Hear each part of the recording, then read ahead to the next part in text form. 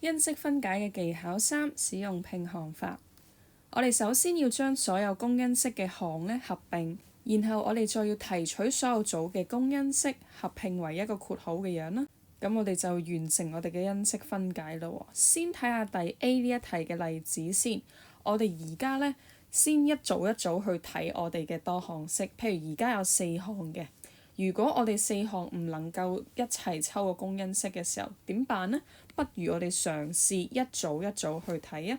咁第一組呢，我哋係可以咁啱公因式係 x 喎，就抽個 x 出嚟。而第二組亦都係啦，佢抽到個 y 喎。再望下佢哋抽完之後呢，兩個括號剩低嘅嘢，一個係一減 k，另外一個係一模一樣嘅。於是乎，我哋就可以先抄咗我哋嘅一減 k 喺後邊先啦。再嚟就係喺隔離嘅括號入邊呢，再裝翻我哋嘅 x 啦，同埋我哋嘅 y 嘅。y 注意啦，我哋後邊呢一項其實無論我哋有幾多項都好啦，如果我哋綠色嘅部分都係一樣嘅話，即係大家有共同嘅公因式，我哋就可以將佢哋加埋。而我哋加埋嘅時候呢，要注意要抄埋個正負號嘅，要抄埋個正負號。好，再睇多一個例子啦。譬如第 B 呢一度呢，我哋又係試下分一組一組。同學可能會問啊，如果咁樣分唔得，咁點算呢？咁你可以用個第二個組合，譬如你第一項同第三項做一組咁樣樣。所以你係咁試嘅啫，因為你有草稿紙㗎嘛。好，先睇下頭兩項，大家都有 A 二次啦，亦都有 B，咁我哋抽咗佢出嚟咯喎。而另外隔離呢，嗰兩項都有個 B，咁所以我哋又抽埋個 B 出嚟。抽完之後，發覺咦，大家都係剩翻 A 加一，咁呢個 A 加一我哋 keep 喺後邊或者前面都冇所謂啦。好，剩低乜嘢？剩低 A 二次 B 同埋 B 啦。咁呢度我哋將佢哋裝埋晒喺一個括號入邊，咁就得㗎啦。最後呢，我哋未完嘅，因為原來我哋抽完之後發覺呢，好似仲有嘢未抽晒。咁呢個時候點辦呢？咁我哋就需要再一次抽埋呢一個公因式出嚟，即係將個 B 再抽出嚟，再望多次，係咪已經全部都因式分解晒啦？係嘅話就做完㗎啦。睇到題 C 啊嚇，我哋而家呢有6項，不過今次呢，我哋都係啦。咦，我哋嘗試啊，如果你唔能夠呢直接睇到佢哋可能三項去睇，有時都得嘅。咁但係我哋先睇咗兩項先。如果係眼利嘅同學呢，會見到我哋抽完之後會剩翻啲乜嘢嘅。咁而家我哋抽咗個 A 喺前面呢一組啦，咁會剩翻 5x 加 y。後邊呢度直情抽唔到，再第三組都係抽唔到。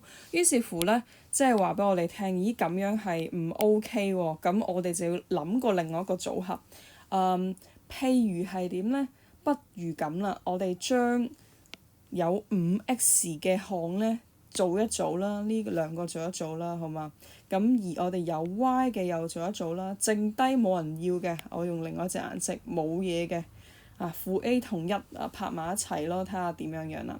好，先睇下我哋第一個組別先，5ax 同埋呢個負 5x 啦，抽咗 5x 會剩翻 A 減 B 啦。OK， 非常好嚇。好，然之後第二組啦，ay 同負 y，我哋抽個 y 都係剩翻 A 減1。而最後呢一度呢，剩翻嘅負 A 加1，你會發覺，咦，佢好似同我哋嘅A 減1差咗啲乜嘢？差咗個負1啫，即係呢一度我哋其實再砌翻靚呢，我哋知道係負乘以括 A 減1嚟嘅。好，咁所以喺呢個情況下呢，我哋就可以 keep 咗我哋後邊嘅東西係 A 減1先啦。再嚟就係將我哋剩低嘅嘢抄埋晒佢。而家我哋會有 5x 啦、y 啦。同埋剩低呢，我哋係負1嚟嘅，負1嚟嘅。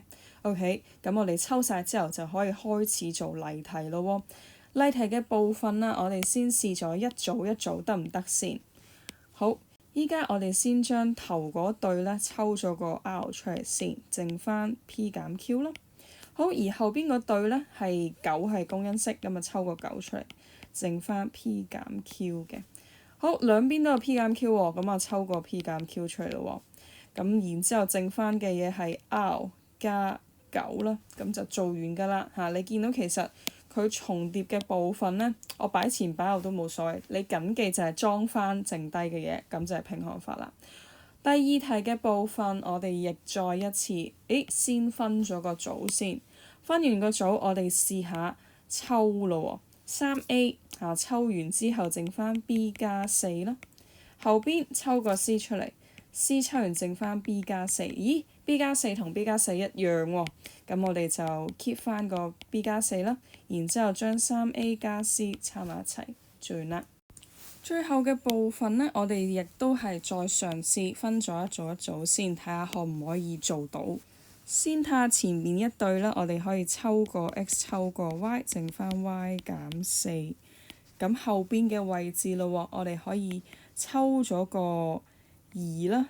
咁但係呢度呢，我哋就再抽唔到我哋其他東西。見到我哋括號入邊嘅嘢唔一樣嘛？唔一樣即係話呢，抽錯咗。咁呢個時候我哋要再揀個。頭先試過我哋照翻個順序咁揀唔得啦，咁我哋今次呢，不如就試下1同3同埋2同4做一組咯喎。咁呢一度呢，我哋先睇翻 x y 2次加 2x 次啦，再減翻 4xy 減 2y 3次，就會等於啦。我哋先抽個 x 先嚇，抽完 x 剩翻 y 2次加翻 2x 啦。好，後邊嘅部分抽嘅有啲多啦，負號要抽，2要抽，y 要抽一個，剩翻正2嘅 x 啦嚇，然後我哋仲有個加 y 2次。好，呢一度嘅部分相信你都睇到啦，而家 y 2次加 2x 呢，呢兩個括號係一樣嘅喎，所以我哋可以做翻個拼項法，等於 y 2次加 2x。再乘翻 x 減 2y，將我哋前面嘅嘢加埋晒佢就可以啦。